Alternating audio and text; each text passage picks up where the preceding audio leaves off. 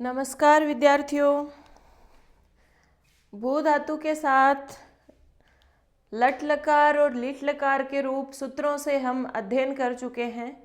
आज हम अध्ययन करने वाले हैं भू धातु लुट लकार, यानी वर्तमान काल और परोक्ष अद्यतन भूत, ये दोनों हमारे हो चुके हैं। अब है लुट लकार। लुट लकार का मतलब होता है भविष्यत, और वो भी कौन सा? अनअद्यतन। भविष्य भी दो प्रकार का होता है, एक तो अनअद्यतन, एक अद्यतन। अद्यतन आज का भविष्य, अनअद्यतन कल का, परसों का या आज के बाद का जो भविष्य है वो अनअद्यतन। तो अनअद्यतन भविष्यत अर्थ में किस लकार का प्रयोग होता है? लुट लकार का प्रयोग होता है। तो सूत्र लगेगा अनअद्यतने लुट।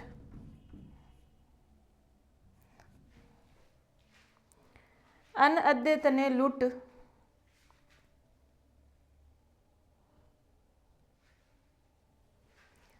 अनअद्यतने लुट अर्थ में भू धातु से लुट लकार का प्रयोग होता है। कर्ता अर्थ में, भू धातु से कर्ता अर्थ में भू धन लुट, भू से लुट लकार होता है। उसके बाद आप जानते हो टै की इत संज्ञा हो जाएगी, ऊ की इत संज्ञा हो जाएगी, शेष क्या रहेगा? भू धन लय, भू धन लय। और जैसा कि हम लट लकार और लिट लकार में करते आए हैं, भू धन लय के बाद में लय के स्थान पर प्रत्यय हो जाएंगे कितने? 18। किस सूत्र से? तिप थस जी सिप थस तय मिप वस मस तय आताम झत हास आताम दुआम इट वही महिंग से लय के स्थान पर 18 प्रत्यय हो जाएंगे।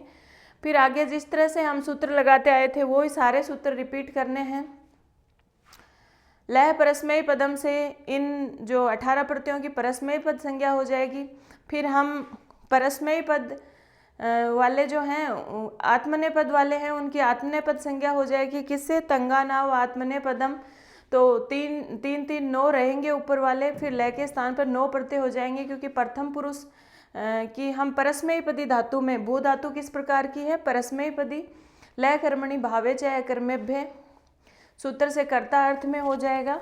फिर जो सूत्र लगेंगे धातु को परस्मय पद, आत्मनेय पद और उभय पद बताने के लिए शेषात् कर्तरी परस्मय पदम सूत्र लगेगा।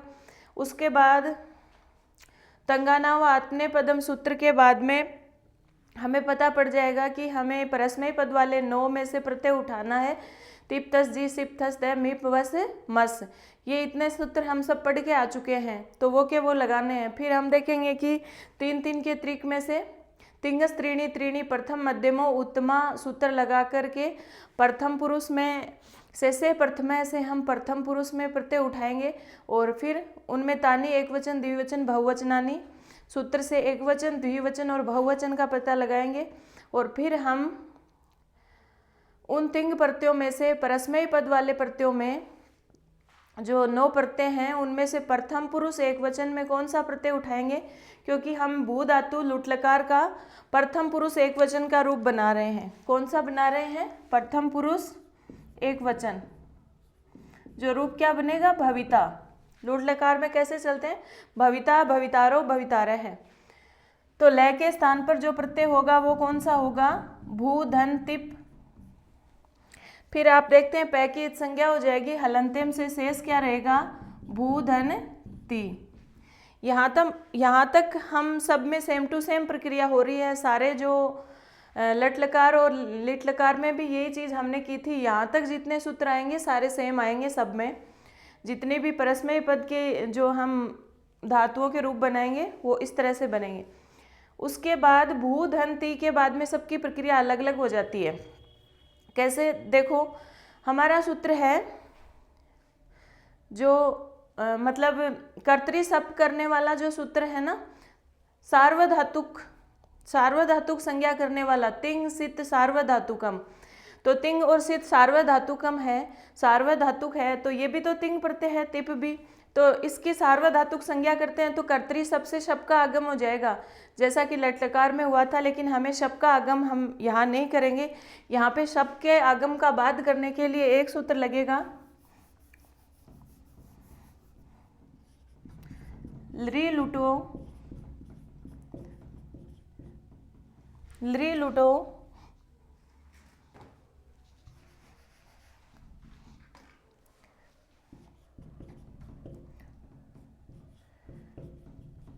लृ लुटो श्यातासी। सूत्र क्या कहेगा? लृ का मतलब है लृट व लृंग। लृट का मतलब, लृ का मतलब लृट लकार और लृंग लकार दोनों में, लकार में सबका बाद करके, यानी शप प्रत्यय नहीं होगा लृट और लृंग लकार में।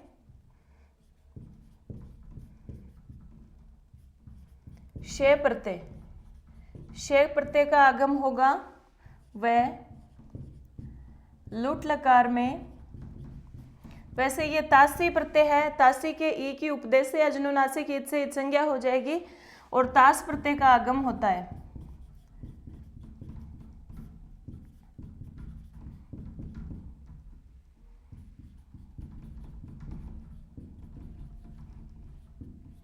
मतलब क्या होगा? लृ लुटो श्यातासी सूत्र क्या कहता है कि यहाँ पे कर्तरी शब्द से शब्द का आगम नहीं होगा, बल्कि यानी सार्वधातुक संज्ञा तो है, लेकिन सार्वधातुक संज्ञा होने के बाद भी हम यहाँ पर शे और तास प्रत्यय का आगम करेंगे। तो लृट और लृंग में तो शप का बाद करके शे प्रत्यय होता है और लुट में तास प्रत्यय होता है। तो यहाँ पर स्थिति क्या बनेगी? कर्तरी शप नहीं आएगा, यहाँ पे शप प्रत्यय नहीं आएगा, बल्कि कौन सा प्रत्यय आ जाएगा? भू धन तास धन ती। ठीक है, यानी कर्तरी शप का बाद हो जाएगा। सार्वधातुक प्रत्यय होने के बाद भी शप यहाँ पे नहीं आएगा, बल्कि कौन सा प्रत्यय आएगा? ताश प्रत्यय आ जाएगा। ठीक है,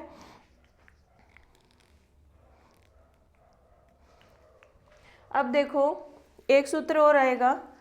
एक सूत्र है लुटे है प्रथम से डारऊ रस है। लुटे है प्रथम से डारऊ रस है। ये सूत्र क्या कहता है?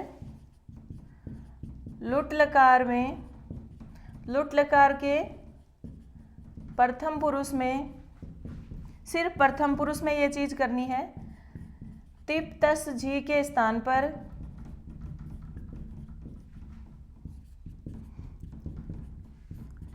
डा रऊ और रस प्रत्यय होते हैं।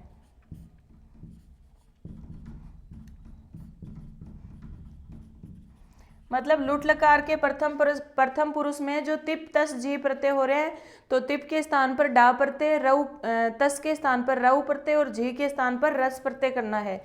तो इस ती के स्थान पर हम तिप के ती के स्थान पर हम क्या कर देंगे? डा प्रत्यय कर देंगे। डा में डे की इत संज्ञा हो जाएगी चुटू से। चैवरक और टैवरक की इत संज्ञा किससे होती है? चुटू से। और डा का आ शेष रहेगा। ठीक है, लुटा है प्रथम से डारो रस है, तो ये डा प्रत्यय हो जाएगा जिसका आ शेष रहेगा। अब देखो क्या करेंगे, ये जो तास प्रत्यय है ना, तिंग और सित तो सार्वधातुक हैं, लेकिन तिंग और सित को छोड़कर जितने भी प्रत्यय हैं वो किस प्रकार के हैं?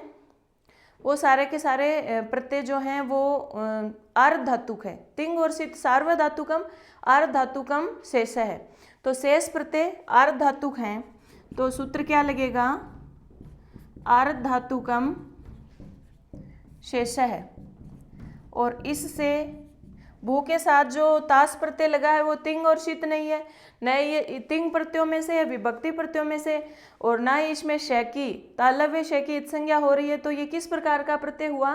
सार्वधातुक नहीं हुआ, अर्धधातुक संज्ञा हो जाएगी इसकी। तो इस सूत्र से तास की अर्धधातुकम शेष है, तास की कौन सी संज्ञा हो जाएगी? अर्धधातुक संज्ञा हो जाएगी।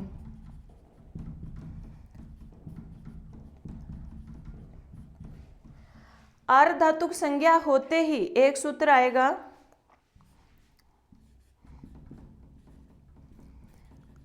सार्वधातुक अर्धधातुकयो, जो पढ़ के भी आ चुके हैं आप। सार्वधातुक अर्धधातुकयो सार्वधातुक व आर्धातुक प्रत्यय परे होने पर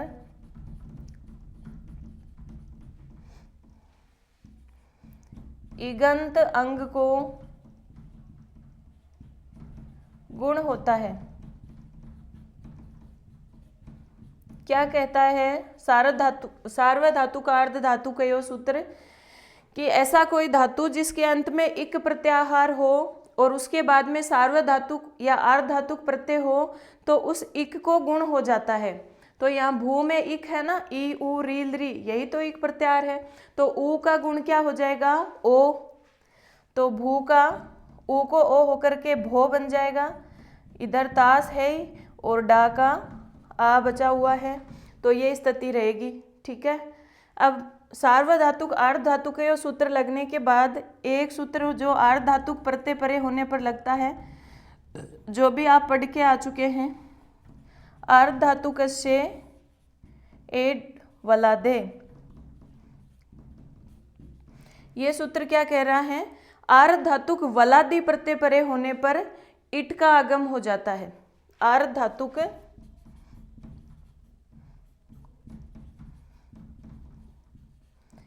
अर्धधातुक वलादी प्रत्यय परे होने पर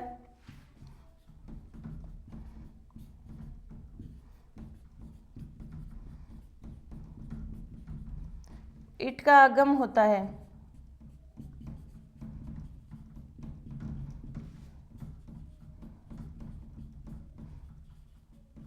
अर्धधातुक वलादी प्रत्यय परे होने पर इट का आगम होता है, यानी किसी धातु के बाद में अर्धधातुक प्रत्यय हो और उस अर्धधातुक प्रत्यय के शुरू में वल प्रत्याहार का कोई वर्ण हो तो उस धातु और प्रत्यय के बीच में ई का आगम हो जाता है। तो वल प्रत्याहार में है को छोड़कर सारे के सारे स्वर किस में आते हैं, वल प्रत्याहार में आते हैं। तो तय भी वल प्रत्याहार में आएगा। तो भो के बाद में इट का आगम हो जाएगा। भो धन ई धन तास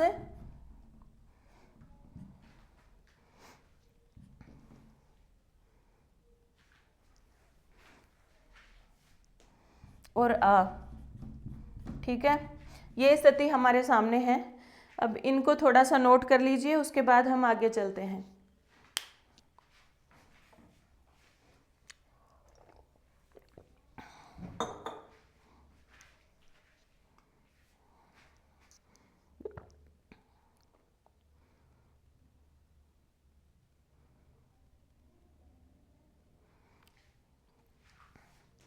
ठीक है, देखिए आगे।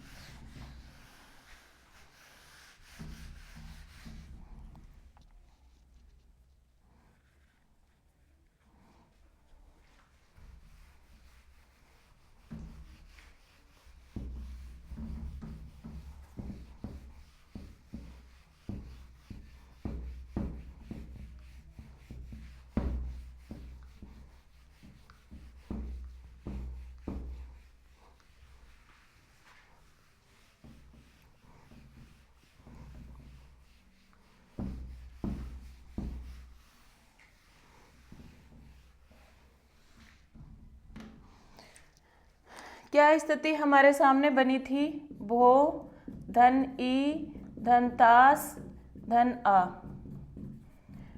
डा प्रत्यय का आ शेष बचा हुआ है। ये स्थिति हमारे सामने है। अब आप देखेंगे कि एक सूत्र है जो अयादी संधि का है,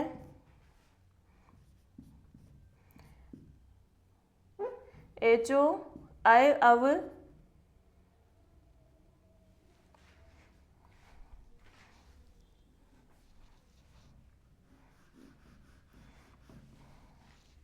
एचो आय अव वायाव है। एच आई अव आय अव है। ठीक है, ये सूत्र है जो क्या कहता है कि एच प्रत्याहार के बाद में, आप सभी पढ़ चुके हैं एचो आय वायाव है सूत्र, कि एच प्रत्याहार के बाद में कोई भी स्वर होने पर एच को आय, अव, आय, आव आदेश हो जाते हैं। मतलब ए के बाद ए के स्थान पर आय, ओ के स्थान पर अव, आई के स्थान पर आय और औ के स्थान पर आव आदेश होता है। तो अपने पास क्या है ओ, तो ओ को अव आदेश हो जाएगा, भय, अव, फिर ई, फिर तास, फिर आ, ये स्थिति है। अब देखो इनको जोड़ दो, भव, ई की मात्रा लगेगी भवी, फिर तास और धन आ। ठीक है, ये स्थिति हमारे सामने है। अब देखो क्या करना है, ये जो तास का आस है इसकी टी संज्ञा हो जाएगी किस सूत्र से, अचो अंत्यादि टी। टी संज्ञा भी आप संज्ञा प्रकरण में पढ़ चुके होंगे। अचो अंत्यादि टी कि डित प्रत्यय परे होने पर, यानी जो आ लगा हुआ है वो डा प्रत्यय का ही तो शेष है और डा डित है क्योंकि डै की संज्ञा हुई है।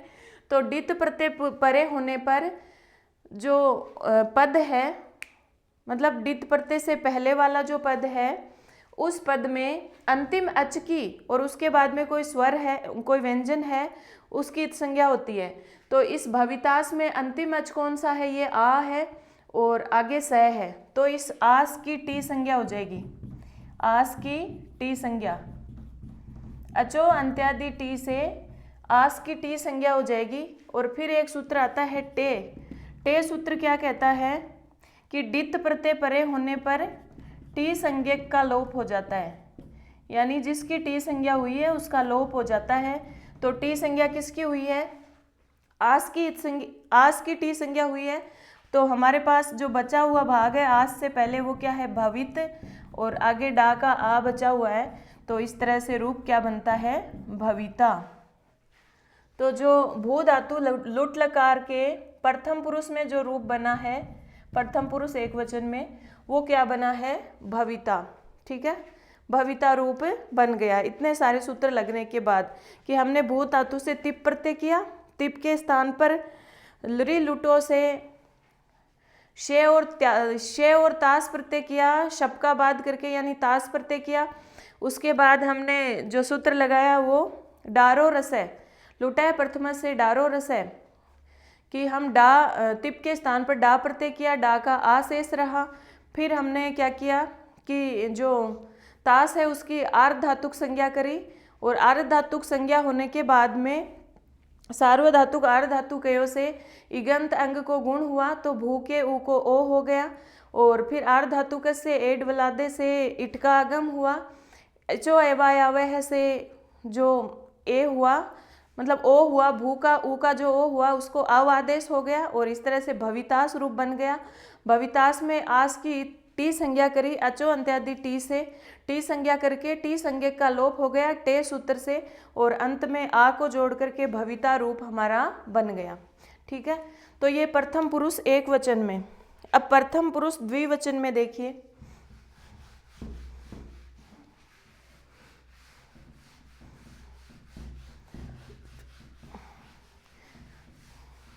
वो सूत्र लगाने सारे के सारे, कोई दिक्कत नहीं है। भू धातु से प्रथम पुरुष द्विवचन में कौन सा प्रत्यय लगेगा, तस प्रत्यय, तिप तस झी। फिर हम क्या करेंगे, वही सूत्र लगाने हैं सारे। सबसे पहले लरी लुटो, लरी लुटो से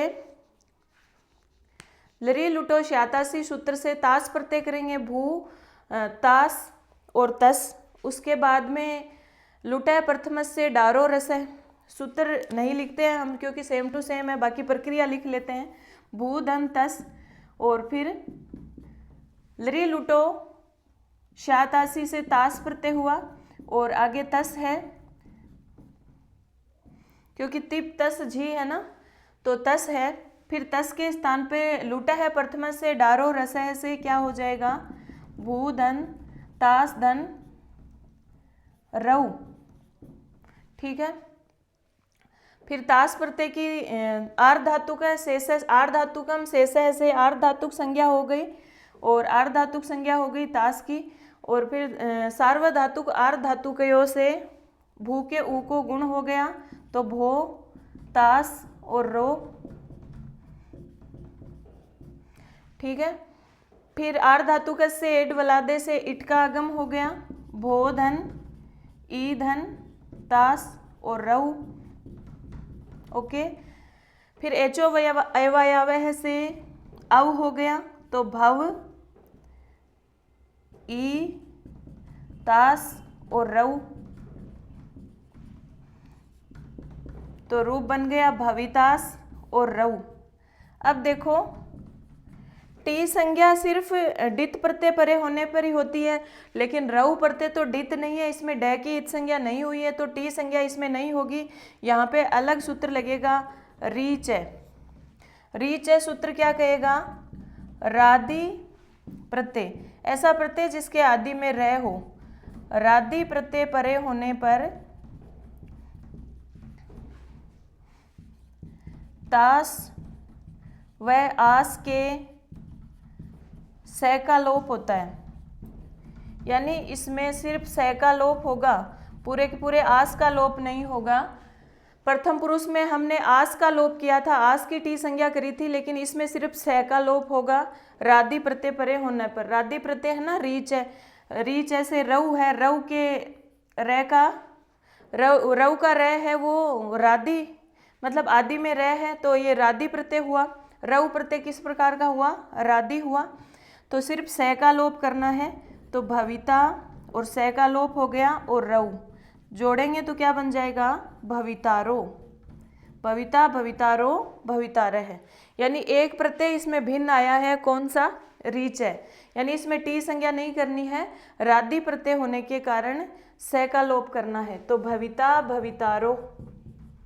ठीक है, चलिए आगे बढ़ते हैं। आगे आएगा प्रथम पुरुष बहुवचन।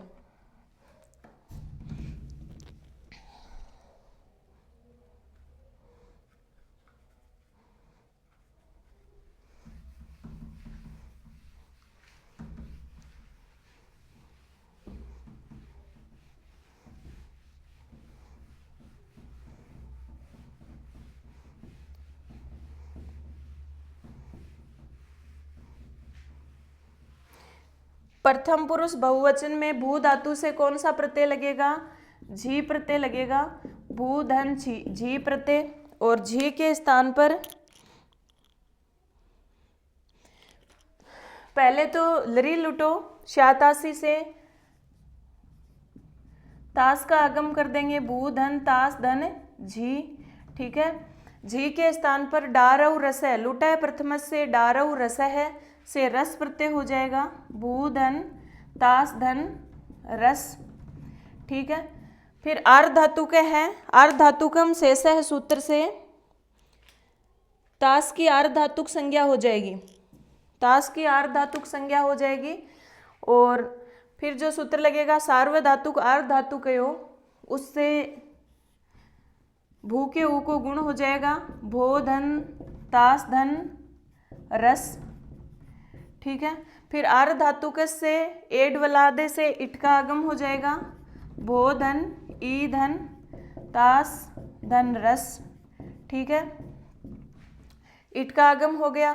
एचो अयवायावह से भो के स्थान पर अव हो जाएगा, भो के ओ के स्थान पर अव और ई मिलेगा तो भवित, और आगे तास है भवितास, और आगे रस। ठीक है, यहाँ भी टी संज्ञा नहीं होगी, यहाँ भी जो प्रत्यय जो सूत्र लगेगा वो लगेगा रीच है, और रीच है से क्या होगा, रादि प्रत्यय परे होने पर तास और आस के स का लोप हो जाएगा, तो ये भविता स का लोप हो गया, और आगे है रस, तो रूप बनेगा भवितारस। अब आपको पता है स सजुसो रू से स को रेप हुआ, और खर्व सानियो विसर्जनीय सूत्र से रेप का विसर्ग हुआ, और ये रूप बन गया भविता, भवितारो, भवितारह है। तो प्रथम पुरुष बहुवचन में जो रूप बनेगा वो क्या बनेगा, भवितारह है, भविता, भवितारो हो, भवितारह है। अब चलिए मध्यम पुरुष में, यानी शुरू का जो कोई एक रूप बनाएंगे ना किसी भी लकार में, उसमें थोड़े से आपको समस्या आती है, थोड़े से सूत्र याद करने पड़ते हैं, उसके बाद में जो जितने भी 9 रूप बनते हैं वो फिर आराम से बनते जाते हैं, इजी वे में, कोई दिक्कत नहीं आती है। शुरू के सूत्र आपको जरूर याद करने पड़ते हैं।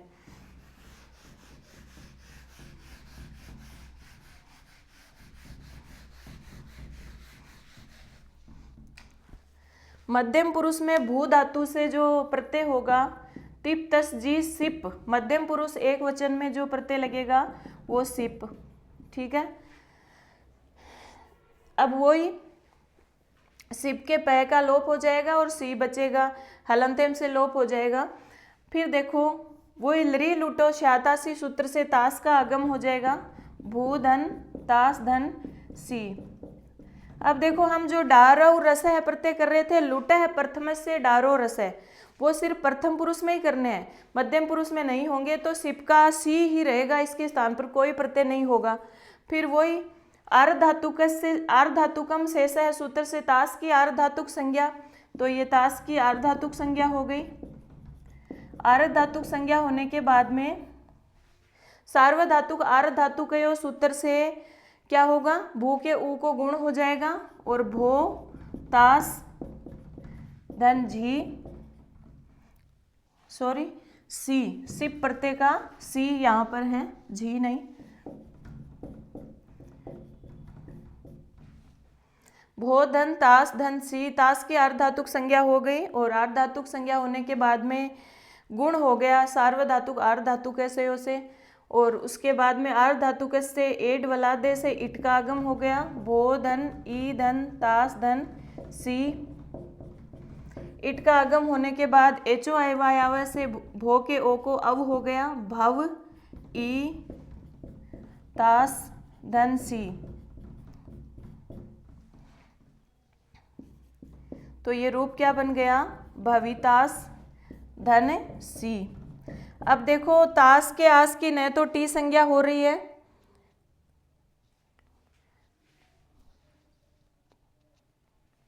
ना तो टी संज्ञा हो रही है, ना यहाँ पर राधि प्रत्यय है, कुछ भी नहीं है।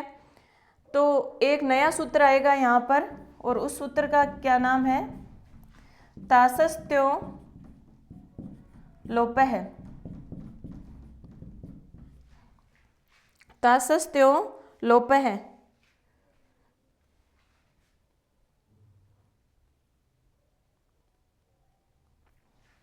ये क्या कहता है, सकार आदि प्रत्यय परे होने पर, सकार आदि प्रत्यय परे होने पर, यानी जिसके आदि में स हो ऐसा प्रत्यय परे होने पर तास के स का या अस धातु के स का लोप हो जाता है। तो इस सूत्र से स का लोप हो गया, भवितास के स का लोप हो गया और जो रूप बना वो क्या बना, भविता बचा हुआ है, आगे सी जोड़ दिया, भवितासी। मध्यम पुरुष में क्या बना, भवितासी, मध्यम पुरुष एक वचन में भवितासी। मध्यम पुरुष एक वचन भवितासी। अब मध्यम पुरुष द्विवचन में चलिए, यहाँ भी देखो एक प्रत्यय भिन्न है, तासस्त्यो लोप है। तो जो प्रथम पुरुष एक वचन पढ़ा है वहाँ से चलते हुए आपको मतलब एक तो रीच है याद करना है अलग से, एक ये तासस्त्यो लोप है याद करना है, इनका थोड़ा ध्यान रखिएगा। इसके बाद में मध्यम पुरुष द्विवचन में देखिए कौन सा प्रत्यय लगेगा,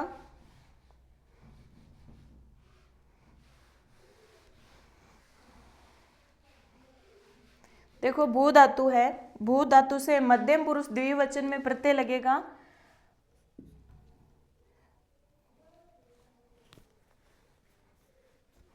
जो प्रत्यय लगेगा वो लगेगा तस, नहीं तिप तस जी सिप थस, यहाँ पे थस प्रत्यय लगेगा।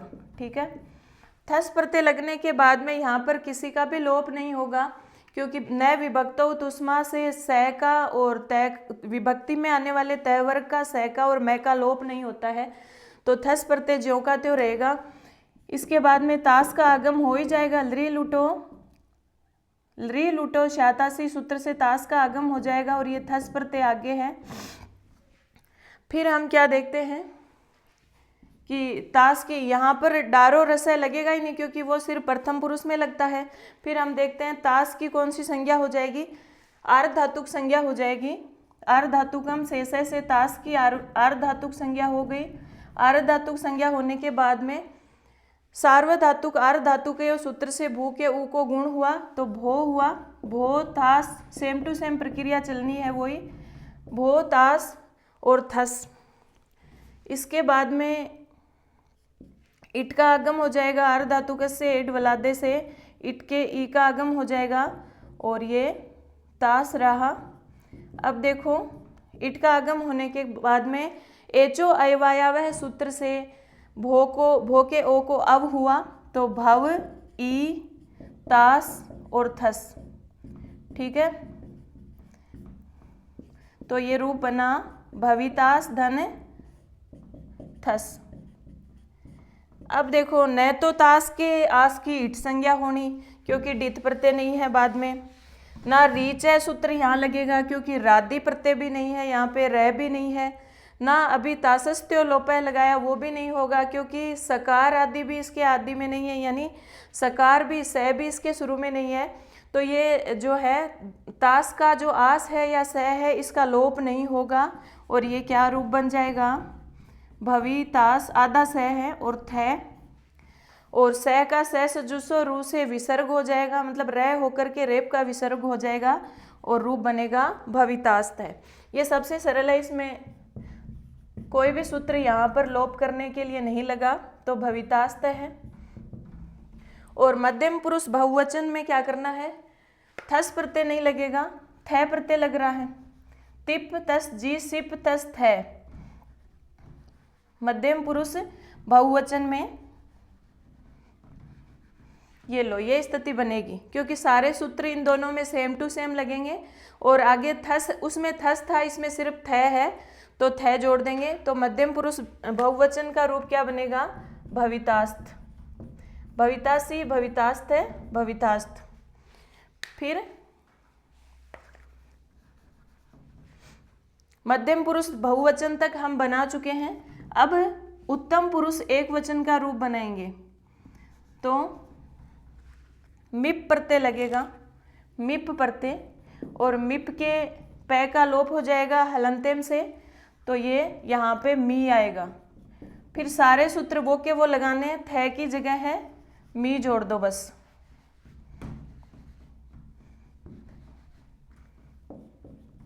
इसमें भी तास के किसी भी अस का या स का लोप नहीं होना तो मी जोड़ते जाओ इनमें और अंत में आकर के रूप क्या बनेगा, भवितास्मी।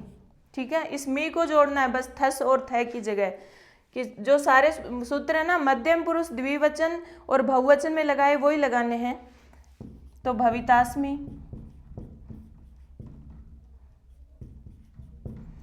उत्तम पुरुष एक वचन का रूप बनेगा भवितास्मी और बहुवचन का रूप क्या बनेगा, द्विवचन का रूप बनेगा मिप वस। तो अब मी की जगह वस रख दो, सूत्र वही, स्थिति सारी की सारी वही, तो ये वस प्रत्यय रहेगा।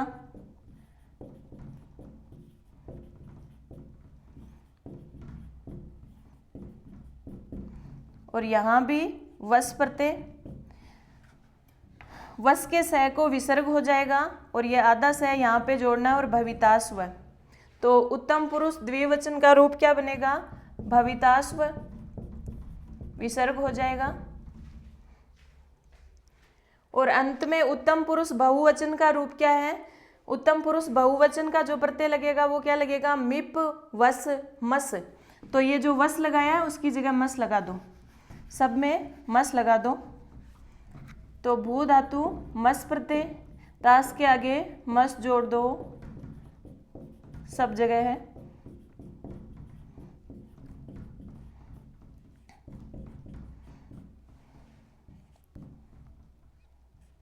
अंत में मैं जोड़ करके स का विसर्ग हो जाएगा और रूप क्या बन जाएगा, भवितास में। इस तरह से आपका जो भू धातु के साथ लुट लकार का रूप है वो तीनों पुरुष में, तीनों लिंग में सिद्ध हो गया है। और जो रूप बना है वो किस तरह से बना है, भविता भवितारो भवितारह है, भवितासी भवितास्त है, भवितास्त, भवितास्मी भवितास्व भवितास्म। और सूत्र जो लगेंगे वो प्रथम पुरुष में, प्रथम पुरुष एक वचन द्विवचन बहुवचन में एक सूत्र अधिक लगेगा, वो क्या लगेगा, लुटा है प्रथमस्य डारो रस है, यानी तिप तस जी के स्थान पे आपको डा, रऊ और रस करने हैं। इसके अलावा मध्यम पुरुष और उत्तम पुरुष में वो सूत्र नहीं लगेगा, ठीक है, उसको हटा दिया जाएगा। बाकी सारे सूत्र सेम चलते जाएंगे। और यहाँ पर जो सूत्र लगा, यहाँ पर तो टी संज्ञा हो गई, और यहाँ पे रिच सूत्र लगा, और यहाँ पे तासस्त्यो लोपय सूत्र लगा मध्यम पुरुष एक वचन में। उसके बाद आगे जो 5 रूप हैं उनमें न तो डारो रसय सूत्र लगा और न ही लोप करने वाला, आस को लोप करने वाला या तास को लोप करने वाला या स को लोप करने वाला सूत्र नहीं लगा। तो जो मध्यम पुरुष द्विवचन बहुवचन और उत्तम पुरुष एक वचन द्विवचन बहुवचन के रूप हैं वो सबसे सरल हैं, क्योंकि उनमें से बस वैसे ही थ, थस, मी, वह और मैं जोड़ दिया, सीधा सीधा का सीधा, क्योंकि उसमें लोप होने वाली स्थिति नहीं है। बाकी सारे के सारे सूत्र सेम हैं। तो इस तरह से जो रूप बना वो क्या है, भविता, भवितारो, भवितारः है, भवितासी, भवितास्तः, भवितास्त, भवितास्मि, भवितास्व, भवितास्म।